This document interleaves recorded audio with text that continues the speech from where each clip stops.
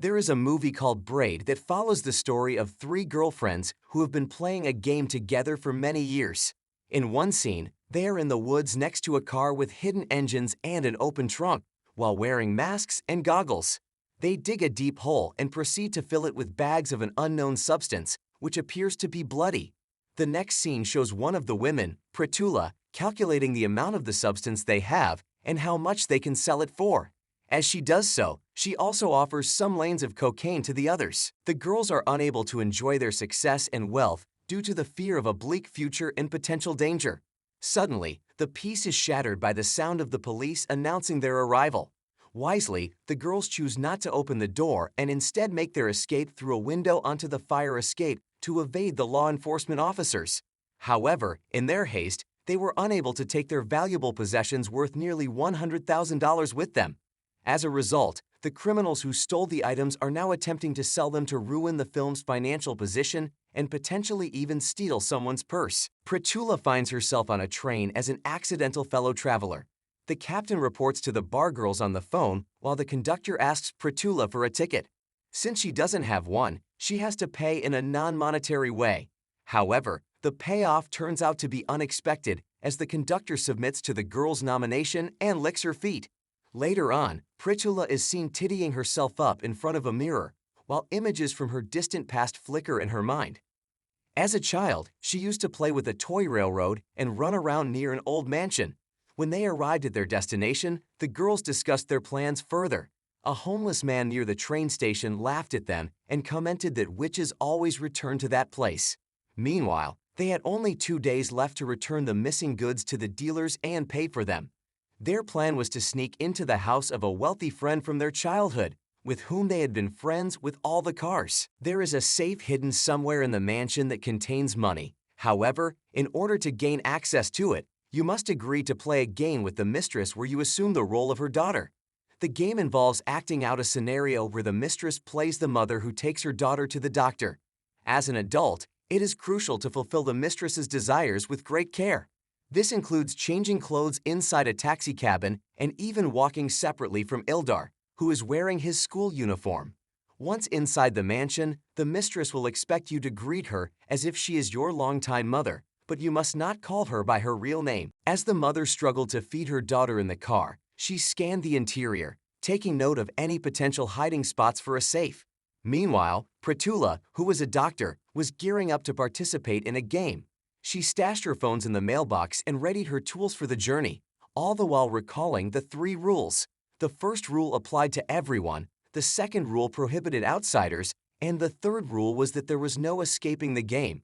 These rules were prominently displayed on a piece of cloth hanging in a frame on the wall where the mother was eating a cooked sandwich. When the mother abruptly starts reprimanding her neglectful daughter for having dirty and long fingernails, as well as unclean teeth, she abruptly leaves the room to grab a large pair of scissors.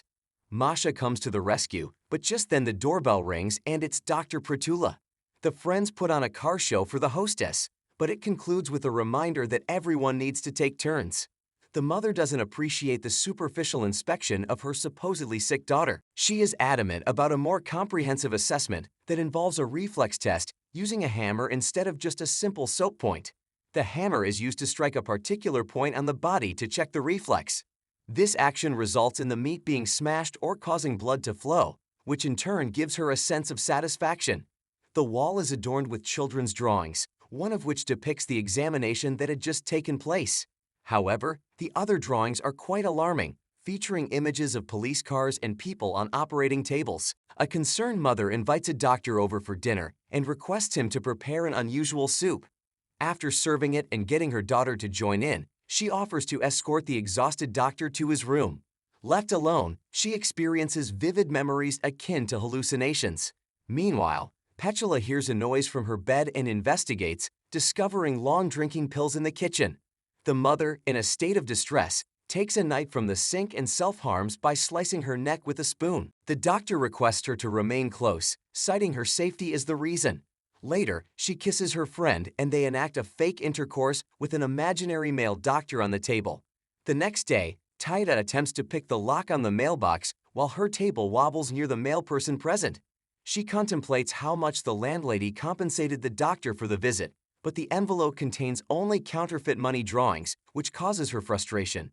Despite this, they have a remaining 28 hours to locate the safe, calm down, and dispose of their pill separately, presuming that he uses one. Although the pill was taken, it did not provide any pain relief. Instead, the girl experienced a sudden fit that caused her to perceive herself and her friends as children.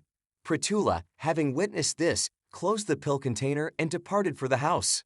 Meanwhile, Tilda gave chase to a group of little girls she believed she saw, recklessly navigating the brightly colored, surreal landscape.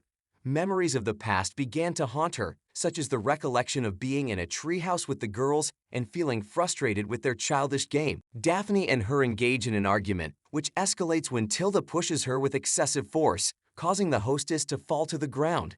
Despite the incident, the running continues, and later, the girls in the hospital corridor discuss what occurred. The doctor delivers the devastating news that due to the numerous injuries to her abdomen, it is unlikely she will ever conceive children.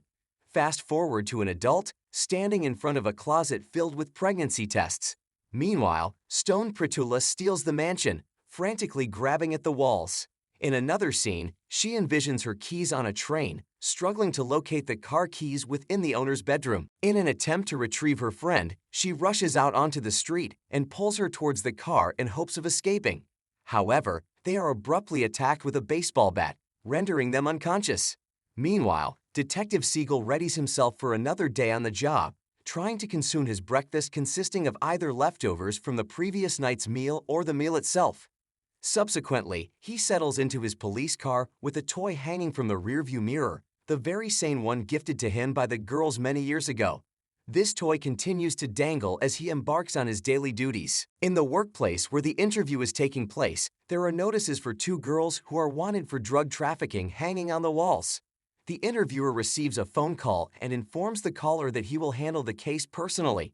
Meanwhile, Daphne sits on the floor beside the two girls who are tied up with a rope that resembles a long strand of hair. Despite their attempts to speak out, their hats prevent them from doing so. The girls' attempts to make noise annoys the hostess, who shouts at them and refers to herself as their mother, but she becomes distracted by a phone call. A detective stands outside the door, summoned by a concerned neighbor's report of unusual noises resembling a woman's screams. Upon investigation, the occupant reveals the noises are due to an unfamiliar medication. As the landlady attempts to escort the detective out, he notices water dripping from the ceiling and offers to investigate the source of the leak. They engage in a conversation during which the detective reveals the recent passing of his grandparents. In the course of their interaction, Detective Siegel comes across an old photograph of the landlady with her childhood companions. He is curious about their current status, but acknowledges that he hasn't been in touch with them for quite some time.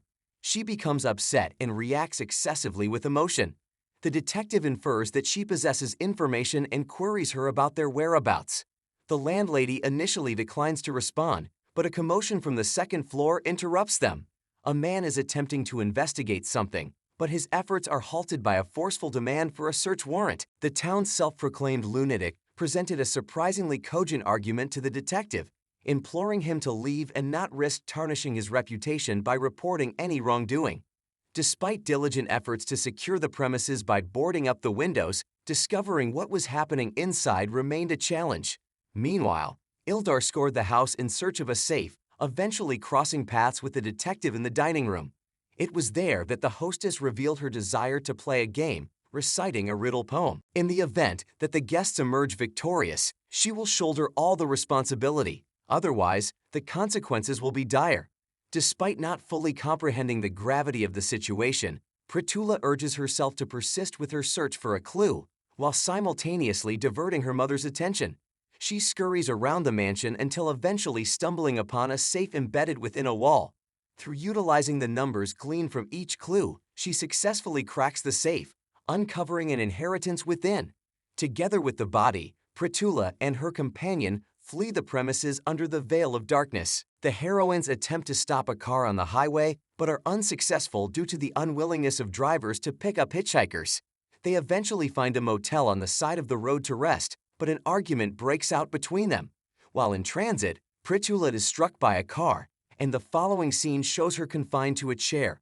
She is surrounded by catalogs and sits in a small wooden enclosure reminiscent of a child's crib. Long reflects on how this night reminds her of a time when she had to intervene to prevent her grandparents from being committed to an asylum. She applies makeup to her face, then heads over to the police station on foot. Once there, they bring in a homeless man whom Pritula and Tilda had encountered near the train station. The man claims to have seen the missing girls in an advertisement where they appeared as mermaids. He then announces to everyone that the game is over and they are free, although there is one caveat. Their pictures have been printed in all the newspapers, and the police are currently searching for them for drug trafficking, though they may not be identified due to their recent changes in appearance. The landlady is eager for them to vacate the premises promptly, as she needs to carry out renovations before the baby is due to arrive. Tilda responds by criticizing her and labeling her as insane, pointing out that she cannot conceive due to an injury. Duff, on the other hand, disregards the truth by claiming that the doctor is the father. At this point, Pritula, who had been silent thus far, steps in and takes on the role of the doctor, urging her employer to visit the office. The question pertains to pregnancy. It may be necessary to undergo a surgical procedure. The woman who resides in the mansion is currently on the operating table, dressed in surgical garb and ready for surgery. Meanwhile, a detective arrives at the house and, upon hearing music, begins to search the premises with his weapon drawn. He eventually enters a makeshift operating room just as one of the women is about to use a scalpel. Holding them at gunpoint, he disarms them and forces them to kneel with their hands raised. After Daphne jumps on top of her, the detective retaliates by stabbing him with a scalpel. The attack causes Detective to fall and die in a pool of blood, while Duff encourages her to join in the violence with a meat hammer. As Pritula strikes the motionless body, the group becomes united in their gruesome act. In the next scene, the three girls bury the dismembered body in a forest and return to the mansion. The house still has a police car parked outside. They take her to the pond and shove her in, but afterwards, they all return to the table and continue playing the roles of mother, daughter, and doctor as if nothing unusual occurred. As the story progresses, the behavior of each character becomes increasingly deranged, with tantrums reminiscent of a young child. Pritula even resorts to self-harm by slashing his own face in an attempt to keep warm. The narrative has long since departed from any semblance of rationality. Eventually, the doctor starts to experience hallucinations and sees a detective covered in blood. The girl discovers a child's toy in the mailbox, the same toy they had given to the police officer. The doctor describes the detective's supposed grave, but upon investigation, there are no bones to be found. Later, back at the house, she lies down in the car, feeling weak and falls asleep, dreaming of the train that transported them to the location. In her dream, she observes that all of the passengers on the train are either in unnatural sleeping positions or deceased. Upon awakening, the girl discovers a book beneath the couch detailing the recent events of her life. The book presents these events in the form of rules for a game, which includes instructions for avoiding reading it and flirting with a doctor to avoid being taken in a car. However, following these rules comes at a cost, as she is haunted by memories of past trauma, including instances of being bullied by her friends. The duration of her current state of confusion remains unclear to her. The girl in question has a habit of escaping from the mansion repeatedly and returning only when she forgets. The number of times she has done so can be determined by the scars on her arm, with each scar representing a past escape. Pritula, the girl, has rolled up her sleeves to reveal the scars, indicating that she has escaped a dozen times and returned after forgetting. Despite her desire to run away, she is stopped at the door by her friend, who orders her to go to her room, a command which she dutifully obeys. Pritula pleads with her friend to depart as the dealer calls. Tilda picks up the phone and begins speaking, but her speech is entirely focused on a potential police raid. She recites her excuses by heart, absent-mindedly, and without any recollection of the dealer's appearance. To make matters worse, she is unaware of the current day. Despite this, Tilda convinces her friend to accompany her to a nearby nursery. Along the ring road, they come across a police car parked near a toy replica of a mansion next to a steam locomotive, and the old man draws in a sketchbook with paint stamps sitting there. But even that's not the finale. By declaration, Matilda outgrows her veins in the bathroom. Pritula hangs in her room and drinks poison in the kitchen. The final scene shows an abandoned from good mansion. Only in the kitchen is an elderly woman washing dishes. At this point, that is all. Share your impressions in the comments and subscribe to the channel. Best wishes.